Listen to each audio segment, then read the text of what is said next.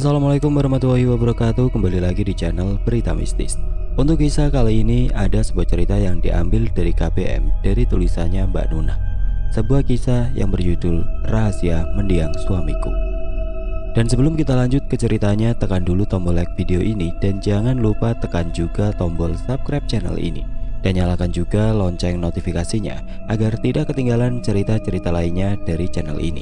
Dan buat teman-teman yang pengen membaca langsung ceritanya, nanti silahkan saja kunjungi linknya yang nanti akan saya sertakan di kolom deskripsi. Dan seperti apa untuk kisah kali ini, langsung saja kita masuk ke ceritanya.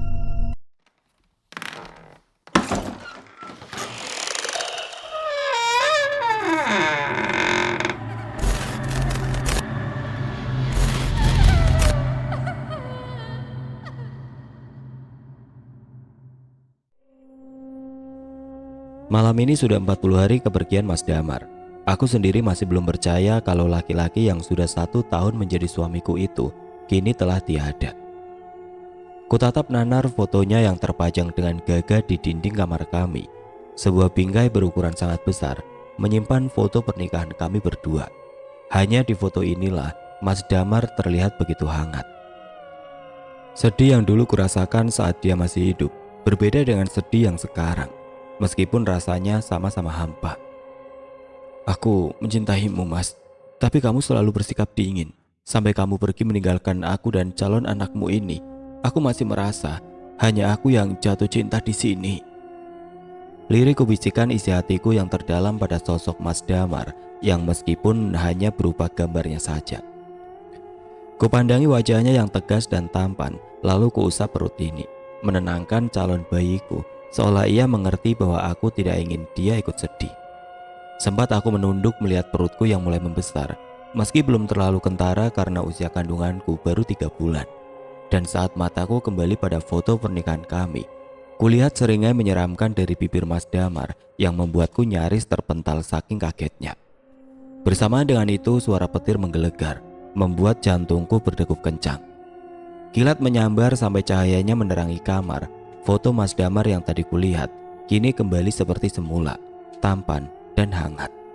Ya Allah, aku berusaha tetap tenang. Tidak lama terdengar suara pintu diketuk. Lagi-lagi aku dibuat kaget dan rasa ingin menjerit untuk meluapkannya. Sudah 3 kali dalam waktu hampir bersamaan aku dikagetkan. Entah faktor melamun atau terbawa suasana duka kehilangan suamiku Mas Damar. Iya, tunggu. Kakiku melangkah dengan cepat menuju ke pintu kamar. Maaf Nyonya, sepertinya akan ada pemadaman lampu. Saya kira Nyonya akan butuh seorang untuk tinggal di sini menemani. Wajah santunya memang selalu bisa meneduhkan. Dia adalah Ulfa, gadis remaja usia 19 tahun yang mengabdi pada keluarga Mas Damar, mengikuti jejak ibunya, Bu Riris, yang adalah kepala pelayan. Terima kasih Ulfa, silakan masuk. Malam ini aku tidur ditemani Ulfa. Dia memang bukan pelayan pribadi, tapi Bu Riris sepertinya paham. Aku butuh seorang teman. Memiliki pelayan khususnya yang usianya tidak jauh berbeda membuatku lebih nyaman.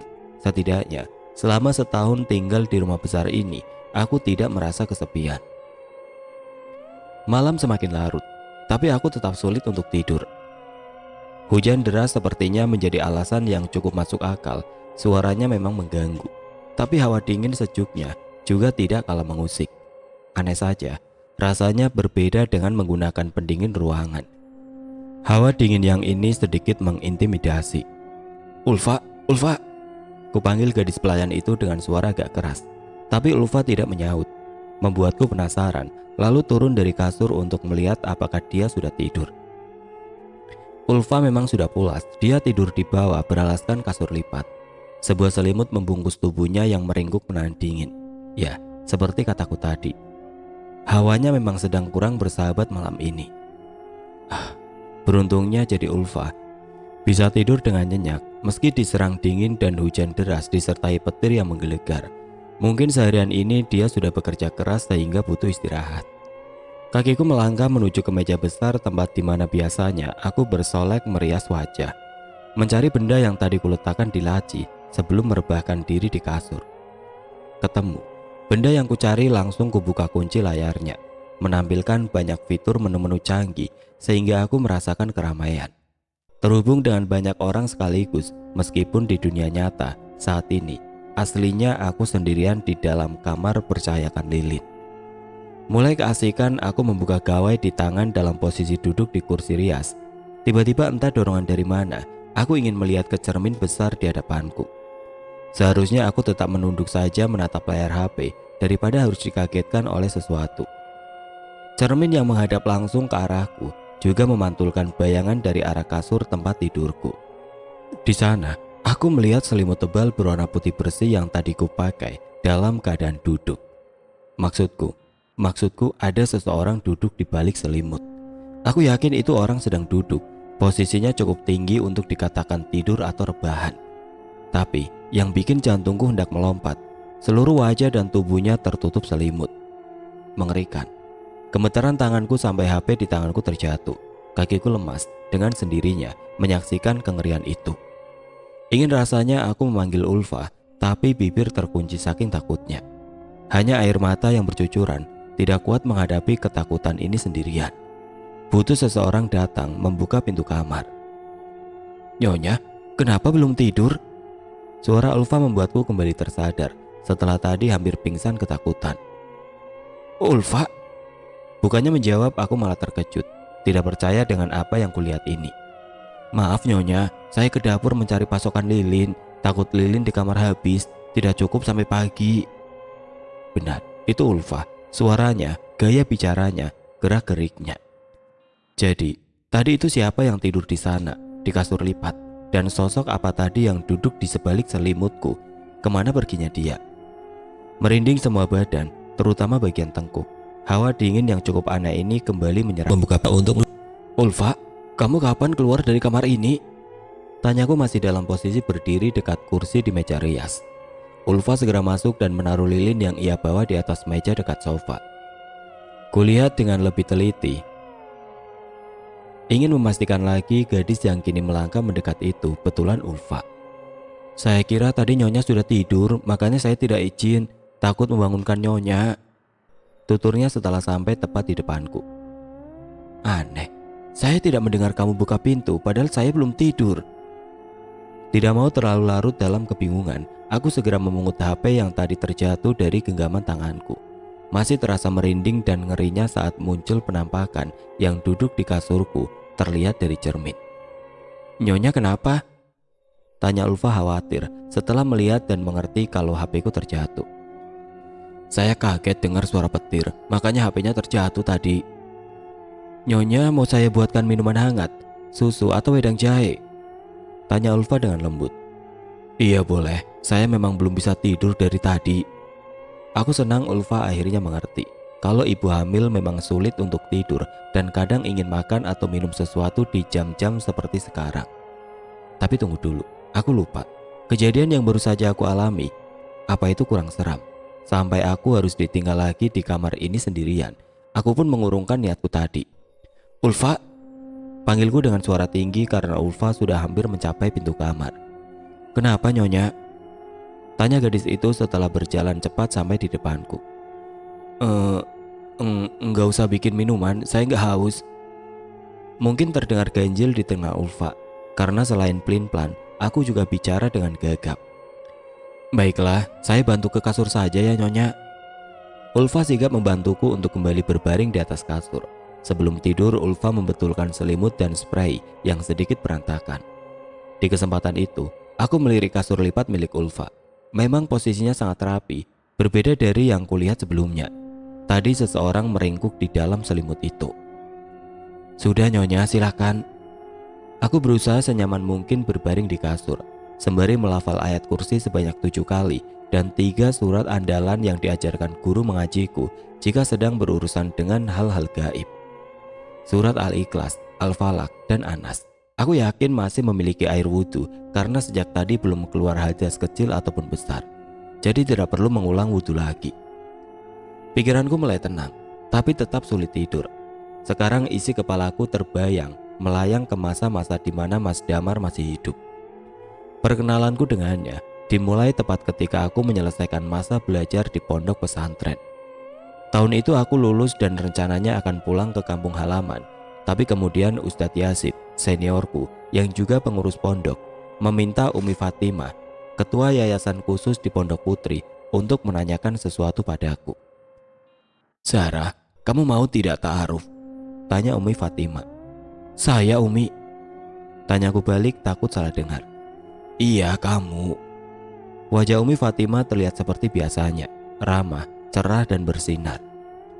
"Tadi Ustadz Yazid menemui saya. Katanya ada teman sekolahnya yang minta dicarikan jodoh." Sambungnya lagi, kali ini dengan nada bicara yang lebih pelan, terkesan hati-hati. "Ustadz Yazid adiknya Umi Fatimah?" Aku tambah bingung.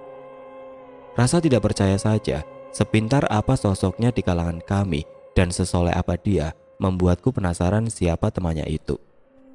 Aku tahu, gurat bahagia pastinya terbaca oleh Umi Fatimah, meskipun berusaha aku sembunyikan. "Insya Allah saya mau, Umi, tapi harus minta pendapat Bapak dan Ibu di kampung dulu." "Alhamdulillah." Ucap syukur dari Umi Fatimah membuatku tambah senang. Dan perkenalan itu pun terjadi. Bapak dan Ibu diundang ke pondok pesantren sekaligus menghadiri momen kelulusan. Mas Damar datang sendirian, ditemani Ustadz Yazid duduk bicara dengan kedua orang tuaku. Sementara aku menunggu di tempat yang terpisah bersama Umi Fatimah dan seorang temanku. Mas Damar itu teman SD-nya Ustadz Yazid, tapi kami berpisah karena keluarga Mas Damar pindah ke daerah lain. Umi Fatimah menjelaskan asal muasal calon suamiku itu. "Acaranya sudah selesai, tapi sementara kamu belum boleh bertemu ya Zahra. Kita cukup dengarkan saja hasil keputusannya dari ibu dan bapak kamu. Kalau mereka setuju untuk ta'aruf, baru kalian bisa ngobrol beberapa kali pertemuan, ditemani Ustadz Yazid dan saya," terang Umi Fatimah panjang lebar. Aku mengangguk lalu mengatakan, "Iya Umi." Tidak kusangka bapak dan ibu setuju, meskipun aku tahu setiap kenalan Ustadz Yazid pastinya bukan orang sembarangan. Tapi aku baru saja lulus, usiaku baru 19 tahun, seusia Ulfa sekarang. Aku kira mereka ingin aku mengabdi dulu, menjadi guru ngaji dan berbakti kepada bapak dan ibu sampai usiaku cukup matang. Selama ini aku memang termasuk patuh pada apapun keputusan kedua orang tuaku. Makanya aku tidak punya target menikah dan sejujurnya masuk ke pondok ini pun atas perintah bapak. "Kamu tahu Zahra, kenapa Ustadz Yazid memilih kamu sebagai salah satu kandidat buat calon istri temannya?" tanya Umi Fatimah. "Saya nggak tahu Umi." Aku hanya bisa tersenyum menahan malu. "Kamu gadis penurut yang pernah saya temui. Kamu juga pantang menyerah. Lebih dari itu, kamu sangat penyabar Zahra." Benar dugaanku, Umi Fatimah akan melontarkan pujian. Beruntung wanita soleha itu selalu mendahulukan pujian terhadap Rob kami, Sang Pencipta manusia dan seisi bumi, sehingga aku pun sadar diri, tidak ada yang lebih indah dan tinggi kecuali Yang Maha Esa, Allah Ta'ala. "Kamu ingat, waktu kamu baru masuk ke pondok ini, bacaan kamu masih jauh tertinggal dan hafalan kamu pun masih berantakan. Tapi dengan gigi dan kesabaran yang luas, kamu berhasil lulus hari ini. Alhamdulillah." "Alhamdulillah Umi," kataku ikut merasa haru. Pertemuan pertama dengan Mas Damar memberi kesan yang hangat. Laki-laki itu tidak banyak melakukan kontak mata denganku, tapi sekalinya menatap, aku bisa tahu kalau aku langsung jatuh cinta. Sinyal cinta itu rupanya dibaca oleh Umi Fatimah. Aku pun sebenarnya ingin mendapatkan balasan agar cintaku tidak bertepuk sebelah tangan. Tapi Ustadz Yazid tidak mengatakan apa-apa. Setiap selesai pertemuan, aku hanya belajar tentang apa kesukaannya, hobinya, dan beberapa makanan favoritnya. Tidak lupa kami membicarakan kegiatan dan kesibukan masing-masing. "Kamu ragu dengan calon suami kamu ini, atau sudah mantap Zahra?"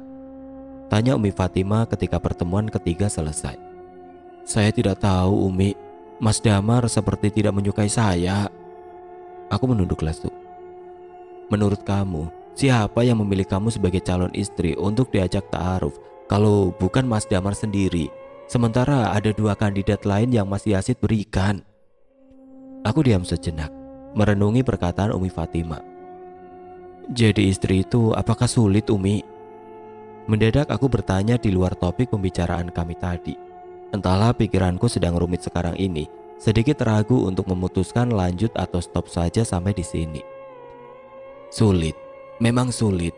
Siapa wanita yang bersedia menemani suaminya dalam susahnya, sedihnya, juga bahagianya, tapi tidak mendapatkan penghargaan apapun, kecuali mahkota sebagai ratu bidadari di surga kelak. Sedangkan kehidupan di dunia luar sana jauh lebih menggiurkan. Bisa keluar dengan teman setiap saat, berprestasi setinggi mungkin, tidak terikat aturan harus patuh pada suami, bebas menentukan apa maunya. Sedangkan wanita bersuami hidup hanya mencari ridho Allah dan suami saja. Aku paham poin ini, pernah diajarkan oleh Umi Fatimah sendiri, dan ketika mendengar materi tentang ilmu ini, aku langsung teringat sosok ibu. Kurang lebih sama, ibu juga mendedikasikan hidupnya hanya untuk keluarganya saja. Aku bersyukur memiliki ibu yang penyayang dan taat suami sepertinya. Kembali bunyi petir mengagetkanku. Lamunanku tentang masa lalu hilang, berganti dengan rasa kantuk yang kini datang menyergap. Lalu beberapa detik mataku tertutup. Aku merasa seperti ada orang lain di sekitar tempat tidurku. Tapi entah kenapa mata ini sulit sekali dibuka. Apa mungkin itu Ulfa? Sekuat tenaga aku berusaha membuka kembali mataku, hanya secuil saja yang terlihat. Tapi walaupun samar-samar, seseorang memang benar sedang berdiri di depanku. Aku sendiri tidur dalam posisi miring. Sampai akhirnya aku benar-benar tidak sanggup lagi menahan kelopak mata, dan tahu-tahu sudah pulas hingga malam berganti pagi. Kebiasaanku di pondok pesantren dulu bangun pagi sebelum adzan subuh masih kuteruskan. Sampai-sampai para pelayan di rumah ini salut karena aku nyonya pertama yang bangun tanpa harus diketuk dulu pintu kamarnya. Bahkan bangun lebih awal dari para pelayan, kecuali Bu Riris, ketua pelayan yang memang sangat disiplin. Suara mirip orang mengaum terdengar sangat jelas, sampai telingaku sedikit berdengung. Padahal baru saja aku menyingkirkan selimut, kakiku bahkan belum menapak lantai. Kembali bagian tengkuk terasa berat, dan aku diserang hawa aneh, mirip yang semalam. Aku percepat gerakan agar segera turun dari kasur dan menghampiri Ulfa. Tapi setelah berhasil berdiri dan menghadap ke kasur lipat di lantai, rasanya ingin kuputar waktu ke beberapa menit lalu, agar aku tetap tidur saja. Bagaimana caranya aku membangunkan Ulfa? Membuka suara saja kini sulit kulakukan. Bagaimana mungkin kalau aku sendiri ketakutan setengah mati? Suara yang sangat asing dan mengganggu pendengaran itu datangnya dari sesosok makhluk serba hitam yang kini berada tepat di atas tubuh Ulfa, seolah siap menerkam. Masih untung sosok seram itu tidak menoleh ke arahku. La haula wala quwata illa billah. Kupejamkan mata dan melafalkan zikir semampuku. Beberapa waktu lamanya aku tidak tahu, yang jelas suara mengaum milik makhluk astral itu sudah hilang, sehingga aku berani membuka mata. Lagi-lagi aku seperti sedang berhalusinasi, antara nyata atau tidak, tapi kejadian-kejadian aneh kerap muncul menghantuiku belakangan ini. Satu hal yang kuingat, ini pelajaran waktu di pondok pesantren. Ada dua waktu di mana setan mendapatkan kekuatan terbaiknya atau kekuatannya menjadi sangat kuat, yakni menjelang maghrib dan menjelang subuh. Bisa saja tadi itu memang gangguan dari makhluk halus, tapi kenapa frekuensinya jadi sangat sering sejak meninggalnya Mas Damar? Ya Allah, sebagai muslim aku tidak percaya adanya hantu gentayangan, apalagi arwah penasaran. Tapi kematian Mas Damar memang menyisakan misteri. Aku sendiri hingga detik ini tidak tahu kenapa orang tua Mas Damar yang tinggal satu-satunya, yaitu ayah mertuaku, tidak datang ke acara pemakaman atau acara sholat jenazahnya. Memang benar, selama jadi istrinya Mas Damar, aku belum pernah bertemu dengan ayah mertuaku. Tapi ini momen lain. Ini hari terakhir putra semata wayangnya. Orang tua macam apa yang tega tidak mau hadir di pemakaman putranya? Kesalahan apa yang telah suamiku perbuat hingga membuat ayahnya murka dan memutuskan hubungan ayah dan anak yang sangat sakral? Kupandangi Ulfa yang sedang tertidur sebelum aku membangunkannya. Tentunya sembari celingukan menyisir seisi kamar, khawatir sosok hitam barunya di dapur. Nyonya, air hangat untuk mandi sudah siap, ucap Ulfa padaku. Terima kasih Ulfa. Aku yang tadi duduk di tepian kasur segera bangkit menuju kamar mandi di kamarku. Aroma bunga yang selalu berhasil menenteramkanku Nyatanya sekarang tidak terlalu bagus di indera penciumanku. Sejak hamil hidungku jadi lebih sensitif, maka dari itu aku meminta Ulfa untuk tidak menyalakan lilin aroma bunga-bunga atau terapi yang biasa aku gunakan. Kecuali sabun mandi beraroma seperti mint. Berendam di bathtub atau bak mandi menjadi kesukaanku tiap pagi. Kurendam tubuhku di dalam air bersih yang sudah penuh busa, lalu menggosok badanku secara perlahan. Saat aku memejamkan mata untuk merilekskan diri, dan itu biasanya aku lakukan hanya sekitar 5-10 detik. Aku tidak mengkhawatirkan apapun, sampai akhirnya kubuka lagi mataku dan mendapati lilin-lilin di sekitar bathtub menyala. Sekonyong-konyong aroma bunga yang cukup tajam menusuk masuk ke lubang hidung. Entah kenapa aku sangat mual sampai-sampai ingin muntah gara-gara mencium wanginya. Ulfa! Panik ku panggil gadis pelayan yang semalam menemaniku itu agar segera ke dalam sini. Ulfa! Kunaikkan nada suaraku agar Ulfa mendengar. Sampai beberapa detik berlalu, Ulfa masih belum menyaut. Aku di dalam kamar mandi hanya bisa menunggu dia datang sambil menerka-nerka apa yang sebenarnya tengah terjadi. Siapa yang menyalakan lilin-lilin ini? Aku bangun dengan terburu-buru dan membilas badanku cepat, lalu mengambil handuk dan pergi keluar. Di sana Ulfa sedang menyiapkan pakaianku. Ulfa! Aku panggil sekali lagi anak Buriris itu dengan suara cukup keras. Ya Tuhan, kaget saya Nyonya. Maaf, saya tidak tahu kalau Nyonya sudah selesai mandi. Wajah Ulfa terlihat gugup. Dia sepertinya memang tidak menyadari kehadiranku. Kamu yang menyalakan lilin di kamar mandi? Saya? Ulfa balik bertanya dengan mimik wajah penuh keraguan. Di kamar ini cuma ada kamu, Ulfa. Maaf Nyonya, tapi bukan saya. Ini saya di sini sejak tadi menyiapkan pakaian ganti untuk Nyonya. Coba kamu cek lilin di kamar mandi dan segera matikan. Aku tidak mau memperpanjang masalah karena Ulfa tidak mungkin berbohong. Mataku mengekor kemana Ulfa pergi. Kutunggui sampai dia kembali dari dalam kamar mandi dengan sabar, meskipun badanku mulai kedinginan karena hanya berbalut handuk. Maaf Nyonya, di dalam sana lilinnya memang sudah mati. Tidak ada satupun yang menyala. Ucapnya dengan wajah mulai cemas. Aku pun mulai mengkhawatirkan kejujuran anak ini. Dia memang seusia denganku, hanya selisih 1 tahun saja. Tapi bukan berarti Ulfa bisa bercanda seperti itu. Aku tetap majikannya, walaupun sesungguhnya derajat kami sama di mata Allah.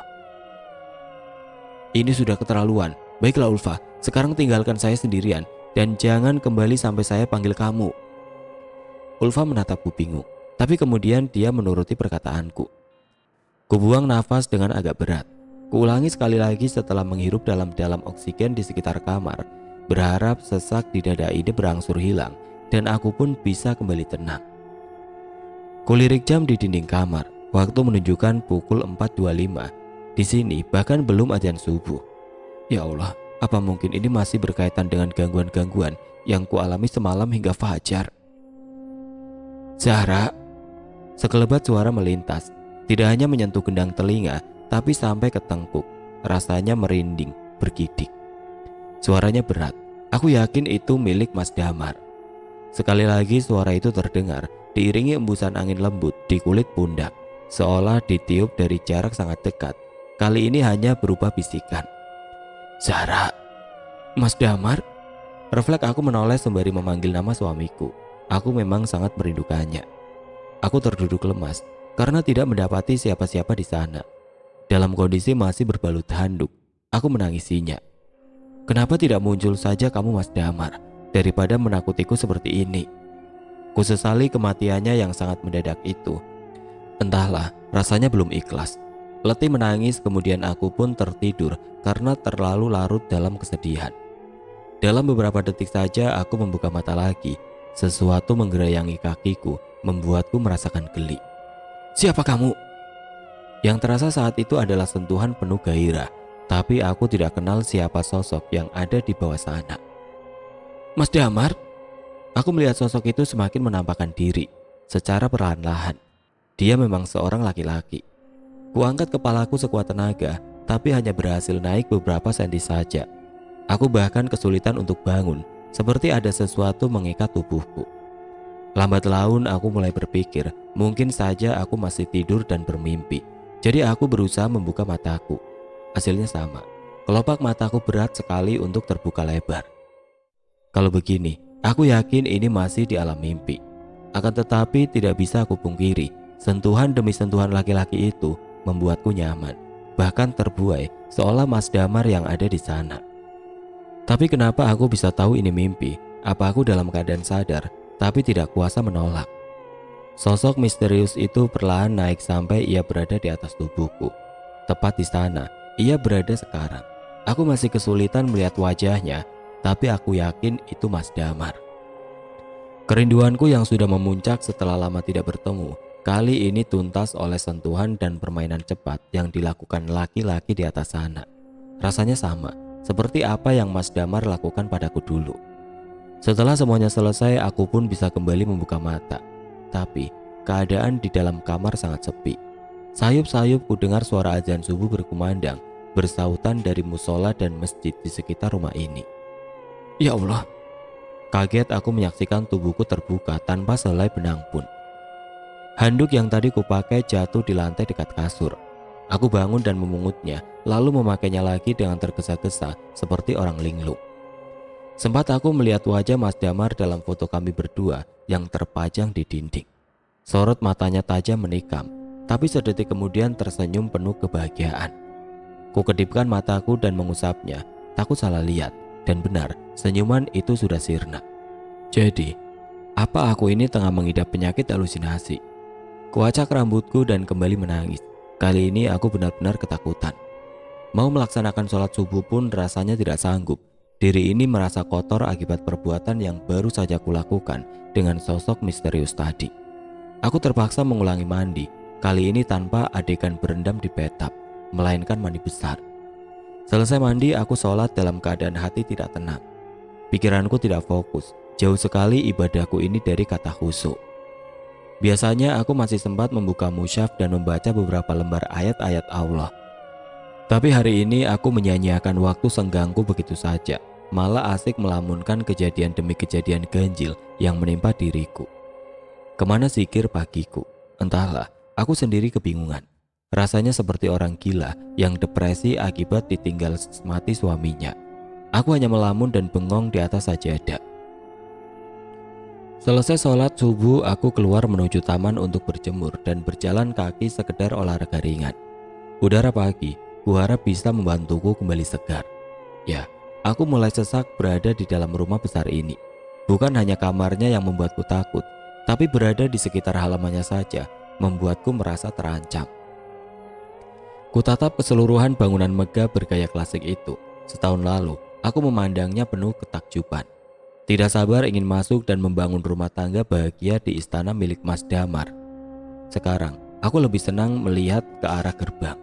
Entah kenapa, keinginan untuk melewatinya dan berjalan keluar begitu besar. Aku harus sabar. Lusa bapak dan ibu rencananya akan datang menjemputku. Mereka sudah menyempatkan menginap di sini seminggu lebih sejak hari kepergian Mas Damar yang sangat mendadak itu. Bapak dan ibu terpaksa meninggalkan aku karena harus merawat kakak perempuanku. Ya, aku punya satu kakak perempuan yang sedang dirawat di rumah sakit. Pasca melahirkan dan bayinya dinyatakan sudah meninggal di dalam kandungan, psikisnya pun terguncang. Musibah itu terjadi hanya berselang 2 hari sebelum Mas Damar meninggal. Di bangku taman aku duduk mengistirahatkan kakiku yang sudah mulai penat. Keningku berpeluh saat melihat pertanda matahari sudah mulai naik dari persembunyiannya. Bu Riris menyiapkan hidangan sarapan di meja makan. Aku makan sendirian tanpa ada teman bicara atau sekedar duduk berdampingan. Rasanya benar-benar hampa. Kadang aku ingin sekali menjerit sepuasnya, ingin memecahkan kesunyian ini. Hingga malam mulai datang, aku masih berkutat dengan kejenuhan dan kesepian. Rumah sebesar ini seharusnya dihuni oleh keluarga dengan 12 anak, sesuai jumlah kamarnya. Di ruang kerja Mas Damar yang luas, biasanya aku mencoba mencari sisa-sisa keberadaannya. Jejak-jejak kenangan manis bersamanya memang sangat jarang kutemukan. Hampir tidak ada, kecuali sikap dinginnya dan diamnya yang misterius. Meja kayu ini tampak gagah seperti pemiliknya, kinclong dan rapi, seolah Mas Damar masih ada dan baru saja selesai bekerja. Duduk di kursi kerja berwarna hitam besar dan tinggi, Badanku tenggelam di sana. Aku tersenyum kecil, membayangkan betapa kekarnya tubuh suamiku. Diam-diam, aku memang selalu merindukannya. Krak. Kaget aku refleks menoleh mencari sumber suara. Bunyi apa itu? Saking luas dan tenangnya ruangan kerja ini, bunyi apapun akan sangat sensitif masuk ke dendang telinga. Aku masih di posisi duduk, mengira-ngira benda apa yang mengeluarkan suara krek tadi. Mataku menelusuri tiap inci ruangan dengan sabar dan teliti. Mulai dari rak besi buku-buku tebal, lemari kayu kaca yang menyimpan dokumen, vas bunga yang berada di atas meja kayu di sudut ruangan, jam dinding berbentuk rumah yang sangat antik bernilai seni tinggi, serta satu guci besar di sudut lainnya. Dinding-dinding tempat bergantungnya beberapa lukisan, dan ketemu. Ada satu lukisan berukuran sedang menggantung tidak sempurna. Satu pakunya terlepas menyisakan satu lagi, sehingga bingkai itu tampak miring, nyaris jatuh. Kudekati tempat di mana lukisan itu menempel. Posisinya cukup tinggi. Aku celingukan mencoba mencari cara untuk meraihnya. Mungkin ada kursi atau meja untuk aku naik. Saat sedang sibuk memutar-mutar kepala sambil mataku terus berusaha mencari, jam dinding antik berbentuk luma klasik itu berbunyi dengan nyaring. Suaranya berdetak sebanyak 9 kali, menandakan waktu sudah masuk pukul 9 malam. Aku terkejut, karena ternyata sudah cukup lama aku ada di ruangan ini. Kuurungkan niat untuk membetulkan posisi lukisan, dan memutar badan hendak menuju pintu keluar. Mendadak, mataku menemukan sesuatu yang sangat mencolok. Sebuah kursi kayu lipat mendadak muncul di dekat guci. Perasaan, tadi aku sudah melihat sudut ruangan sebelah situ, tapi tidak berhasil menemukan apapun. Didorong rasa tanggung jawab, merasa sayang dengan semua peninggalan Mas Damar dan bertugas merawatnya, aku pun berjalan mantap mengambil kursi lipat itu. Kupikir, membetulkan posisi lukisan yang pakunya pun masih ada dan menempel, apa susahnya? Tinggal naik dan mengaitkan kembali kawat besi, tempat menggantungnya lukisan ke paku yang menempel di dinding. Selesai. Setelah digeser sampai posisi kursi tepat di bawah lukisan, aku pun naik. Bismillahirrahmanirrahim. Ucapku mantap. Sempat kupandangi lukisan itu sebentar. Sebuah gambar dengan wajah wanita parubaya, rambutnya disanggul khas adat Jawa. Apakah ini tokoh pahlawan atau tokoh penting pada masa-masa kerajaan? Aku tidak tahu. Kalau R.A. Kartini kurasa bukan, sebab aku sering melihat wajahnya terpampang di buku-buku sejarah, dan di internet pun zaman sekarang ada. Kusap sekedarnya ingin memastikan lukisannya bersih dari debu. Memang masih sangat bersih. Pelayan di sini bekerja tanpa lelah dan sangat bertanggung jawab. Tidak peduli tuanya masih hidup atau sudah tidak ada. Aku salut dengan mereka. Kembali aku fokus pada tugasku. Aku heran, kenapa lukisan ini bisa lepas, sedangkan pakunya masih kukuh menancap di dinding. Dan kondisinya tidak jauh berbeda dengan kawat pengaitnya. Masih melengkung sempurna. Tidak ada celah sehingga lukisan tidak mungkin meleset atau terlepas. Kugerak-gerakan agar posisinya pas. Jadi lukisannya bisa menempel lagi. Tapi besi pengaitnya tidak mau masuk pada pakunya. Posisinya tidak presisi, tidak pas sehingga sulit memasangnya kembali. Aneh. Bagaimana mungkin seseorang memasang paku itu di tempat yang tidak sesuai? Jaraknya tidak pas antara paku dan pengaitnya. Karena tanganku mulai letih dan leherku mulai pegal, aku pun memutuskan turun dari kursi. Kubiarkan lukisan itu kembali menggantung miring. Mataku juga sudah agak mengantuk, jadi aku ingin segera pergi ke kamar. Melihat ke bawah setelah sejak tadi mendongak ke atas, mencoba memasang lukisan, mendadak pandanganku sedikit kabur. Kukedipkan beberapa kali sambil mengusap bagian luarnya dengan tangan. Bukannya merubah jernih penglihatanku, aku justru melihat sosok penampakannya samar-samar. Aku yakin mataku belum minus alias masih normal. Kucek lagi lebih keras karena rasanya sangat tidak nyaman melihat tapi samar-samar. Tetapi hasilnya sama saja. Badanku merasakan lagi hawa dingin yang mencekam. Semakin dilihat, sosok itu berjalan mendekat dan otomatis wujudnya kian lebih jelas. Astagfirullah. Apa ini halusinasiku lagi? Kenapa ini sering terjadi? Itu kan sosok itu, wanita yang tadi ada di lukisan. Apa ini wujud aslinya? Ini tidak mirip tokoh pahlawan atau tokoh kerajaan. Ini sangat seram. Gemetaran tanganku sehingga mencari pegangan.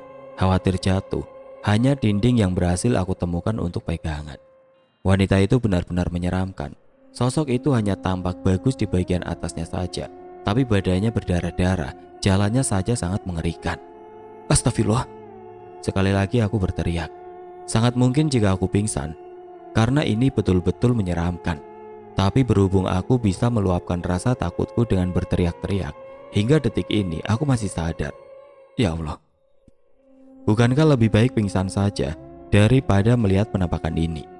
Semakin mendekat sosok wanita itu, semakin bisa melihat wujud aslinya. Bagian kaki makhluk yang berasal dari lukisan itu sangat ganjil. Telapak kakinya terbalik, menghadap ke belakang. La haula wala quwata illa billah. Kurapalkan zikir semampuku, tapi herannya aku kesulitan membaca ayat kursi atau 3 surah andalan dalam mengusir gangguan jin. Refleks kedua tanganku yang tadinya berpegangan pada dinding sekarang menjadi tameng menutupi wajahku yang tidak kuat melihat seramnya wujud setan itu. Tidak sempat aku membaca apapun lagi karena sosok itu berjalan kian cepat dan sudah berada tepat di depanku. Brak! Aku terjatuh dari kursi di posisi duduk. Dalam sekejap, sosok seram itu menghilang. Tersisa aku sendirian di ruang kerja yang sunyi ini. Saat hendak berdiri, kakiku terasa berat. Dan perlahan aku merasakan nyeri di bagian perut yang semakin lama semakin hebat sakitnya, sampai-sampai aku tidak kuat lagi menahannya. Ulfa, tolong! Bu Riris! Ucapku lemah saat mendengar langkah kaki yang kukenal. Aku bersyukur karena sudah yakin itu adalah Bu Riris. Kutunggu sampai beberapa detik sampai langkah kaki itu berhenti tepat di depan pintu. Namun bukannya membuka pintu dan masuk ke kamar, aku malah mendengar suara kunci diputar 2 kali. Apa-apaan ini? Bu Riris! Tapi kemudian aku merintih kecil karena perutku semakin sakit jika dipaksa berteriak. Ceklak, ceklak.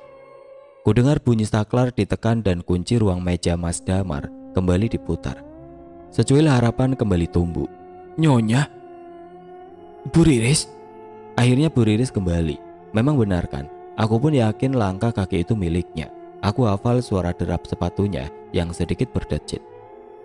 Saya lihat ruang kerja Tuan masih terang, jadi saya masuk ke sini untuk memadamkan lampunya. Ucap Bu Riris dalam posisi sudah jongkok di bawah, menghampiriku yang tengah duduk lemas. Alhamdulillah, terima kasih Bu Riris sudah datang, kataku dengan sangat antusias. Nyonya kenapa? Apa ada yang terluka? Tidak ada Bu, perut saya hanya kram. Aku tidak mau banyak bicara dulu. Yang penting sekarang aku bisa ke kamar dan istirahat di sana. Dibantu Bu Riris, aku akhirnya bisa merebahkan diri di kasur. Kupegangi bagian perut yang masih sedikit nyeri. Kulafalkan ayat kursi dan zikir yang tidak pernah putus sejak dari ruang kerja Mas Damar tadi.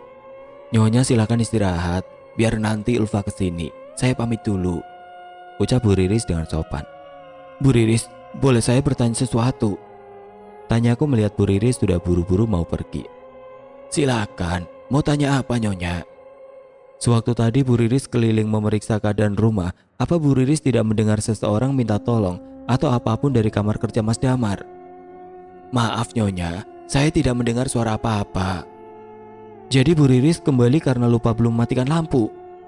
Benar Nyonya, lupa. Tatapan kami bertemu. Kulihat Bu Riris tidak siap dengan pertanyaan itu, seolah menyesali ucapan yang baru saja keluar dari mulutnya. Saya melewati ruang kerja Tuan, tapi lupa tidak memeriksanya. Ketika saya kembali, ruang kerja terlihat masih terang. Jadi Bu Riris memutuskan masuk? Potongku dengan sorot mata terus menatap ke arahnya. Iya Nyonya. Wanita parubaya itu menatapku dengan ragu. Baru kali ini aku melihat Bu Riris menunjukkan sikap gelisah. Biasanya dia sangat tenang dalam kesehariannya. Baiklah Bu, kalau Bu Riris lelah istirahat saja. Tugas memeriksa seisi rumah biar diserahkan pada pelayan lain. Saya baik-baik saja Nyonya. Yang terlihat kesakitan dan kelelahan justru Nyonya. Tugas Bu Riris dengan wajah sekilas menatap ke arah bingkai foto pernikahanku yang terpajang di dinding. Aku refleks ikut melirik ke arah foto itu. Dan gerakanku tertangkap basah oleh Bu Riris. Saya pamit Nyonya, sebentar lagi Ulfa saya suruh ke sini untuk menemani Nyonya. Setelah Bu Riris undur diri, aku menunggu Ulfa yang tidak kunjung datang. Kupaksakan turun dari kasur bermaksud keluar mencari pelayan muda itu. Saat berdiri di dekat pintu, aku teringat pesan mendiang Mas Damar untuk jangan keluar setelah jam menunjukkan pukul 11 malam. Belum selarut itu pikirku. Sekarang baru jam 10:30 menit. Aku pun berjalan keluar kamar. Suasana sudah sangat sepi. Para pelayan bahkan tidak ada satupun yang terlihat. Selama ini aku hanya tahu mereka bekerja hanya sampai pukul 10 malam. Saat kutanyakan perihal masalah ini pada Mas Damar, jawabannya cukup mengejutkan. "Mas, semua pelayan sudah selesai bekerja. Kenapa kondisi rumah sepi sekali?" Tanyaku saat kami baru pulang dari acara resepsi pernikahan teman. "Mereka sudah tidur dan tidak ada yang berani keluar lewat jam 11 malam." Aku masih ingat percakapan kami dengan sangat jelas, seolah orang yang kuajak bicara masih ada. Kuhampiri bagian belakang rumah, semua pelayan memang sudah tidak ada. Dapur utama bersih, kinclong seperti biasa. Dapur kedua untuk memasak menu ringan juga sama. Ruang makan apalagi, selalu senyap dan tenang walaupun penghuni rumah sedang makan. Dalam keheningan ini anehnya aku sempat merasakan seperti sedang diawasi. Segera ku tepis perasaan itu karena yakin semua pelayan sudah masuk ke kamarnya masing-masing. Tapi di saat aku membalik badan dan mulai berjalan hendak meninggalkan ruang makan, aku mendengar langkah kaki lain tepat di belakangku. Kaget, aku pun menoleh ke belakang, berharap masih ada Bu Riris atau Ulfa atau siapapun di sini. Akan tetapi hasilnya kosong melompong, tidak ada satu orang pun kujumpai. Harusnya ada seseorang di sini karena bunyi langkah kaki itu sangat jelas dan dekat.